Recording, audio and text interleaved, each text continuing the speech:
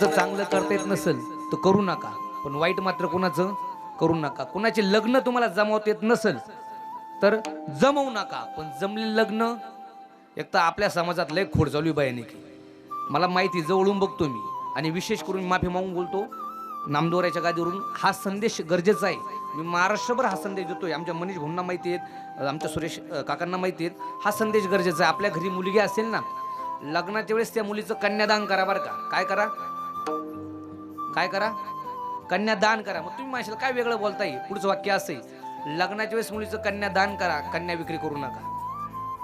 आपल्या नातेवाईकात द्या, गरीबाला द्या, तुम्ही नातेवाईक आत्याच्या मुलाला द्या, कुणालाही द्या, भाऊ बांधात पा नातेवाईक बघा, जवळचं बघा, त्यांना द्या, पण मुलीचे पैसे घेण्याच्या मागे लागू नका, कारण त्याच्या इतकं पाप नाही. कारण तुमच्याकडं ते दिलंय कन्यादान नावाचं पद, ते कुणालाही भेटत नाही. जे भाग्यवान ते बाप ज्यांना मुली भेटल्या आहेत, प्रत्येकाला मुलगी भेटलेली नाहीत, ज्यांना भेटली आहेत त्यांनी तेवढं सांभाळा. एवढं जरी करता आलं तरी आपलं जीवन सार्थक आहे, एवढं सांगतो.